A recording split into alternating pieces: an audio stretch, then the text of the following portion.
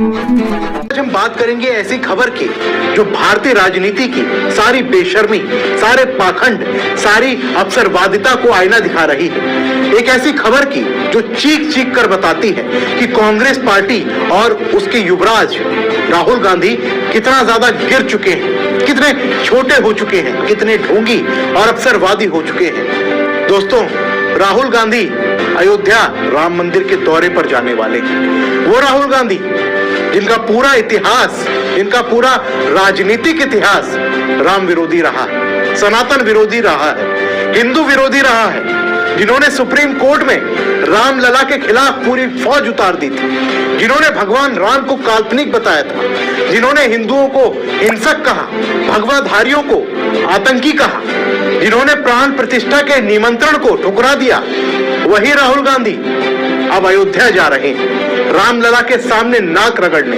माफी मांगने, गिड़गिड़ाने। क्यों? क्योंकि चुनाव नजदीक है, क्योंकि हार का डर सता रहा है, क्योंकि उन्हें सनातनी वोटर की ताकत का अंदाजा लग चुका है। दोस्तों, ये बेशर्मी है, ये पाखंड है, ये राहुल गांधी की घटिया राजनीति का सबसे बड़ा सबूत है। दोस्तों, जरा सोचिए, बाराबंकी से कांग्रेस सांसद तनुज पुनिया ने प्रेस कॉन्फ्रेंस करके ऐलान किया कि राहुल गांधी जल्द अयोध्या जाएंगे, रामलला के दर्शन करेंगे, और इसमें कांग्रेस का बहाना क्या है कि मंदिर अब पूरा हो गया है, शिखर ध्वज पर फहरा गया है, पहले मंदिर अधूरा था इसलिए हम नहीं गए। अरे क्या झूठ है ये? प्राण प्रतिष्ठा के समय मंदिर अधूरा था क्या? पूरा देश शामिल हुआ था, ट्रस्ट ने सम्मान से निमंत्रण भेजा था, लेकिन राहुल गांधी नहीं गए, सोनिया गांधी नहीं गई। क्यों? क्योंकि मुस्लिम वोट बैंक नाराज हो जाता, क्योंकि कांग्रेस का डीएनए ही राम विरोधी है, हिंदू विरोधी है। और अब 23 जनवरी को संसदीय कमेटी अयोध्या जा रही है, रक्षा मंत्रालय से जुड़ी, राहुल गांधी भी इसमें है, और कांग्रेस कह रही है कि अब मंदिर पूरा है इसलिए जाएंगे। दोस्तों, ये कितना घटिया बहाना है, ये कितनी बेशर्मी है। राहुल गांधी, आपकी ये नौटंकी जनता देख रही है, आपका ये ढोंग जनता समझ रही है। दोस्तों, राहुल गांधी का इतिहास देखिए। 2010 में विकीलीक्स ने खुलासा किया था कि अमेरिकी राजदूत से राहुल गांधी ने कहा था कि भारत को मुस्लिम आतंकवाद से ज्यादा हिंदू आतंकवाद का खतरा है। उन्होंने हिंदू समाज को हिंसक बताया था। 2024 में लोकसभा में खड़े होकर उन्होंने कहा था कि जो खुद को हिंदू कहते हैं वो 24 घंटे हिंसा करते हैं। भगवान शिव की अभय मुद्रा दिखाकर उन्होंने हिंदुओं का अपमान किया। पीएम मोदी ने सदन में कहा था कि पूरे हिंदू समाज को हिंसक कहना गंभीर अपराध है, लेकिन राहुल गांधी को शर्म नहीं आई। उर्दू अखबार में खबर छपी कि राहुल ने मुस्लिम बुद्धिजीवियों से कहा है कि कांग्रेस मुसलमानों की पार्टी है। गुजरात में मंदिर जाने के लिए उन्होंने माफी मांगी, सरिया कोर्ट लागू करने का वादा किया। मणिशंकर अय्यर ने राम के जन्म पर सवाल उठाया था कि दशरथ के महल में 10,000 कमरे थे तो राम किसमें पैदा हुए। दोस्तों, ये कितनी बेशर्मी है, ये कांग्रेस का असली चेहरा है, ये राहुल गांधी का असली चेहरा है। दोस्तों, 2027 चुनाव नजदीक है, यूपी में चुनाव है। राहुल गांधी ने सनातनी वोटर की ताकत देख ली है। कुर्ता पर जनेऊ पहनकर हिंदू बनने का ढोंग वो पहले भी कर चुके हैं, मंदिर मंदिर घूमे हैं, लेकिन रामलला के सामने नहीं गए। अब जा रहे हैं संसदीय कमेटी के बहाने, लेकिन संत समाज उनसे नाराज है। हनुमान गढ़ी के महंत राजूदास ने साफ कहा है कि काल नेमियों को सद्बुद्धि आई है, जो राम को काल्पनिक बताते थे अब दर्शन करने आ रहे हैं। स्वागत है, माला पहनाएंगे, लेकिन अपने सहयोगियों से जवाब मांगो जो सनातन को डेंगू मलेरिया कहते हैं। जगत गुरु परमहंस आचार्य ने कहा है कि ये दिखावटी दौरा है, नफरत के हथियार खत्म हो चुके हैं, जनता तवज्जो नहीं दे रही है, कांग्रेस का अस्तित्व बचाने के लिए वो यहाँ आ रहे हैं। ये राम की महिमा है जो राम रची राखा। दोस्तों, ये राहुल गांधी की घटिया राजनीति है, अवसरवादिता है, पाखंड है। कांग्रेस का डीएनए राम विरोधी है।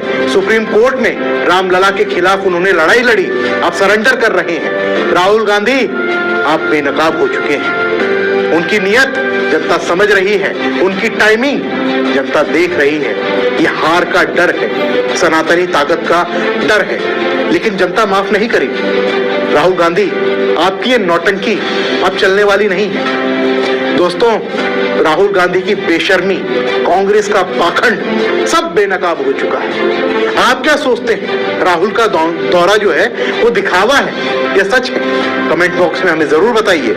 और अगर वीडियो पसंद आया तो वीडियो को लाइक कीजिए, शेयर कीजिए और चैनल को सब्सक्राइब कीजिए, क्योंकि सच्चाई को आवाज चाहिए। फिलहाल के लिए इस वीडियो में बस इतना ही। मिलते हैं अगली वीडियो में, तब तक के लिए जय हिंद। निश्चित रूप से उत्तर प्रदेश के पूज्य योगी आदित्यनाथ जी महाराज ने आज प्रतिष्ठा द्वादशी वर्ष के महामहोत्सव में सम्मिलित हुए। उन्होंने अपने उद्बोधन में जो पूर्व के कालखंडों का जिक्र किया, वह कहीं न कहीं सनातनियों को उद्विग्न कर देता है।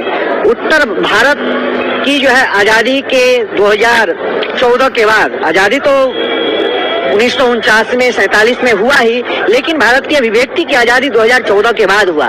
उस आजादी के बाद प्रथम देश के यशस्वी प्रधानमंत्री 5 अगस्त 2020 के दिन जब राम जन्मभूमि की शिलालेख उन्होंने अपने हाथों रखा, वही 22 जनवरी 2024 जब भगवान की प्राण प्रतिष्ठा के मुख्य यजमान के रूप में रहे, और 25 नवंबर 2025 जब भव्य दिव्य ऐतिहासिक मंदिर पर केसरिया ध्वज लहराने का काम किए, तो सनातन संस्कृति अपने सर्वोच्च शिखर पे रहा। जो अयोध्या उपेक्षित रहा करता था, आज वही अयोध्या सनातन संस्कृति राष्ट्र की एकता, राष्ट्र की अखंडता, राष्ट्र की स्वाभिमानता जो विश्व के मानचित्र रेखांकित कर रहा है। संपूर्ण जनमानस के लिए एक ऐसा सुंदर मार्ग प्रशस्त करने का काम किया। आज उसी मार्ग पर लाखों युवाओं। पहले तो मैं माननीय मुख्यमंत्री पूज्य गोरक्षपीठाधीश्वर योगी आदित्यनाथ जी महाराज को कोट कोट साधुवाद देता हूं, क्योंकि राम द्वारे तुम रखवारे, होत ना गया बिन पैसारे, सब शुक्ल हो तुम्हारे शरणा, तुम रक्षक काहू को डरना। देश के रक्षा मंत्री जी महोदय को लेकर हनुमानगढ़ी पहुंचे, क्योंकि राम जी के दूत हनुमान जी, और राम द्वारे तुम रखवारे, होत ना गया बिन पैसारे, सब शुक्ल हो तुम्हारे शरणा, तुम रक्षक काहू को डरना। रक्षा मंत्री जी जैसे सनातन धर्म संस्कृति के रक्षा मंत्री पारब्रह्म परमात्मा भगवान श्री राम के अनन्य सेवक श्री हनुमान जी महाराज थे, उसी प्रकार से आज वर्तमान देश की जो रक्षा सुरक्षा की जिनको जिम्मेदारी मिली है, माननीय राजनाथ सिंह जी हनुमानगढ़ी दर्शन पूजन करके और आज राम मंदिर आए। माननीय उत्तर प्रदेश के यशस्वी मुख्यमंत्री योगी आदित्यनाथ जी ने सही कहा, लोग निजी स्वार्थ के लिए, निजी लाभ के लिए, राजनीतिक फायदा के लिए अयोध्या को जिस प्रकार से इस धरती को खूनों से लाल करने का काम किया, जिस प्रकार से सनातनियों को मार कर, पीट कर, जेल में बंद करके, गोली मारकर जो एक नेगेटिव वातावरण पूरे दुनिया में उत्पन्न किया, लेकिन आज जिन्होंने राम को अपनाया, जिन्होंने उस संघर्ष में सहयोग किया, योगदान दिया, आज वो शासन सत्ता पर बैठकर और पूरे दुनिया की मंगल कामना कर रहे हैं। जिन्होंने राम भक्तों के खिलाफ गोलियां चलाई, जिन्होंने राम भक्तों को पीटा, जिन्होंने राम भक्तों को सलाखों के पीछे बंद किया, कोड़े मारे, गोलियां मारी, आज वो सत्ता के लिए तरस रहे हैं। यह राम की मर्यादा, यह राम की भाव और भावना को माननीय उत्तर प्रदेश के यशस्वी मुख्यमंत्री जी ने व्यक्त किया। मामूली बात नहीं, अगर मोदी जी प्रधानमंत्री नहीं होते, योगी जी मुख्यमंत्री नहीं होते, तो राम मंदिर का तय संभव नहीं था। ये डंके की चोट पे सारे सनातनी कह रहे थे, क्योंकि हम लोगों ने लाठियां खाई, हम लोगों के आश्रम पे रहने वाले लोगों ने गोलियां खाई, हम लोगों ने जेलों के उस काल कोठरी में बिताया राम मंदिर के लिए।